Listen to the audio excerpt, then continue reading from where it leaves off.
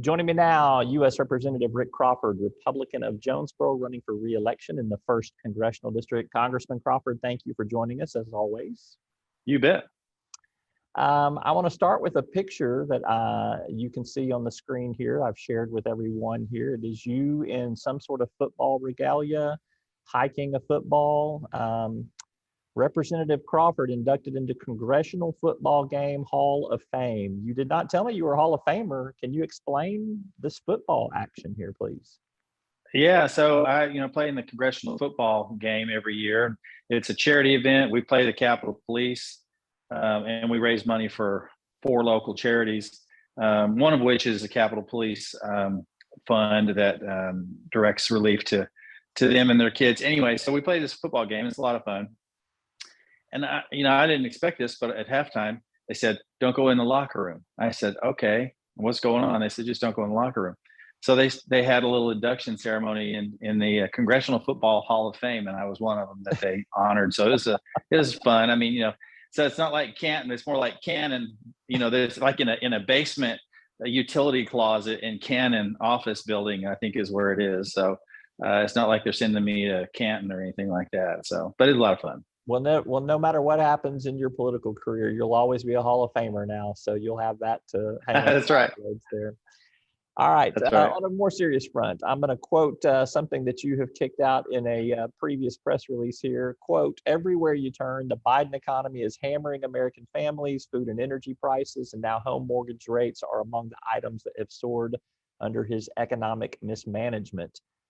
The steel industry is doing pretty good in your neck of the woods. The state tax collections just posted about $175 million surplus on top of the $1.6 billion surplus in the state of Arkansas. Is Arkansas's economy escaping this national economy disaster that, as you have described it? Not really. You talk to people who are, for example, looking at buying a new home or paying for gas. Just overnight, the gas prices went up 35 cents here in Jonesboro. When you talk about, you're seeing a little bit of slowdown in the real estate. New homes, for example, we're seeing interest rates topping 7% for mortgages. That's not good conditions to continue to see that economic activity, and particularly the one, the American dream of home ownership. This really throws a lot of cold water on that. And so what we're seeing is that inflation is rising faster than wages. Wages aren't keeping up. We're seeing interest rates rise. We're seeing now we're in a recession. So now we're approaching stagflation. We haven't seen this since the Carter administration back in the late 70s, early 80s, when we were looking at, home mortgage interest rates topping more than 10%, double-digit inflation. So I don't think we have escaped the economic fallout of the Biden administration. What I will say is it's a reflection of leadership here in the state. I think where you're seeing people hit hardest are in blue states, where their governors and the mayors of big cities, for example, don't have that same fiscal prudence that we've seen displayed here, demonstrated here in the state of Arkansas. All right, let's take another topic on the subject calendar here. Ukraine. You and I had a conversation right after the Russian invasion of Ukraine. You had been there about 2 months before, boots on the ground, seeing and assessing some situation. First of all, have you been back there since then? Just I haven't heard you say anything about that. Yes or no? No, I haven't been back. It's probably not the safest place to go. I think there have been a lot of members that have gone to Poland. There have been a handful that may have gone to Ukraine. And I don't want to say that's foolhardy, but I think it's probably better to leave that to the professionals. I got a good assessment when I was there back in December, right before Christmas. And I know the situation is fluid. I know things have changed considerably since I was there, obviously, and things have changed. Heck, the situation changes daily there. So I think it's better to leave that to the professionals who are doing their jobs there in Ukraine, and we'll get our reports in the intelligence community and intelligence committee. What is your assessment of how the U.S. is handling this crisis in Ukraine? Are we doing things the right way? What else should we be doing?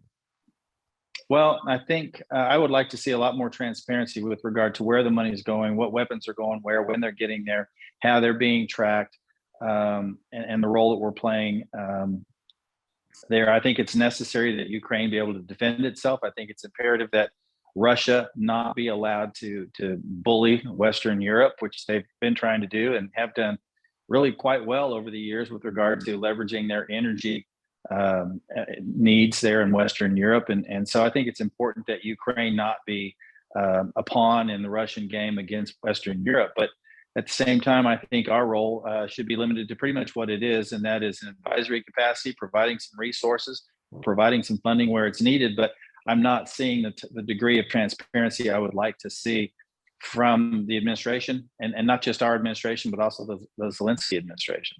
Congressman, on Thursday, you held a forum to talk about potential cyber threats to the agriculture community, obviously a big part of the Arkansas economy. Tell me what's the gist of the concern for you on this front?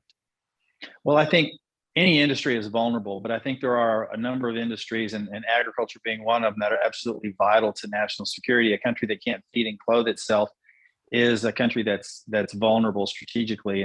And so we want to make sure that we're shoring up our cybersecurity in the food chain, number one. And number two, it's not just about cybersecurity. There are other threats that are present in the ag space that we need to be diligent to guard against. One of those is intellectual property theft from Chinese. We've seen that happen here in Arkansas, where we had the rice researchers that were arrested and stopped from leaving the country, prevented from leaving the country with some real sensitive rice research information from the University of Arkansas. That's just one example. But there are other threats that can present some challenges to our food chain, and we want to make sure that our ag stakeholders are aware of them, that they're sharing what they know with the intelligence community, and the intelligence community has a channel to share with them. And so not only are we talking about cyber, but we're also talking about, in the next Congress, you've heard me talk about this, I want to reintroduce the AIM Act, that is Ag Intelligence Measures. This gives USDA Title 50 authority to engage with and become a full-fledged partner in the intelligence community. And it's not, I don't want people to get the image of Jason Bourne in a cotton field. That's not what this is about. This is about the subject matter expertise that they can share with the intelligence community to help safeguard a really vital asset, and that is our food security. Lastly, the issue of abortion has been a hot topic nationally since the Dobbs decision earlier this summer that overturned Roe v. Wade. Democrats have talked about trying to codify Roe v. Wade through Congress. There could be a change in party power after the November elections. I've heard split views from Republicans. I've heard some that want to maybe allow for more exceptions at the state level, and that this should be a states' rights issue, which is what the Supreme Court decision was. There's also been a push by some congressional Republicans to basically prohibit abortion nationally as a federal law. Where do you fall on this position? Where do you stand? Well, I think the Dobbs decision was correct in that it returned that decision back to the state level. And so I support that. And so the state of Arkansas is going to do what the state of Arkansas wants and is reflective of the electorate here. And I think that's the appropriate course. And so we're going to have a little bit of a different law than what they have in Massachusetts or Illinois, for example. But this is what our representatives are tasked with. This is one of the reasons they serve their constituents, is to go to Little Rock, just like I go to Washington. They go to Little Rock and they reflect the wishes of their constituents. And really, the decision, it's really kind of ironic, because Ruth Bader Ginsburg actually said the Roe decision back in 1973 was a poor decision. In fact, she was, at that point in time, I think, more aligned with placing that power back at the state level. And so that's all the Dobbs decision did. And I think that was a correct decision. If there was a vote for a national abortion ban, though, in Congress, would you support it, or would you say, no, this needs to be decided at the state level? It would depend an awful lot on the language. I mean, it's hard for me to speculate right now. I know that Lindsey Graham is talking about that, but I haven't read any language to that effect. I tend to want to default to, the 10th Amendment and the state's rights to do what they want to do that's not expressly addressed in the U.S. Constitution. And this is not expressly addressed in the U.S. Constitution. So therefore, I'm thinking it would almost require a constitutional amendment, and that's a heavy lift. And so I'm not sure what Senator Graham's language states. And so I would have to, I'm not in a position to render an opinion on it, but I go back to the Dobbs decision as what I believe the correct decision from the court. Well, you certainly don't want to wait on those senators to do anything. They drag their feet on everything up there in Congress, don't they? Well, yeah, we got a couple of good ones, but if the rest of them were as good as ours, we'd be in good shape. All right, he's Congressman Rick Crawford. He represents the first district of Arkansas. As always, appreciate your time. Thank you for being with us. Thanks, Roby. Appreciate it.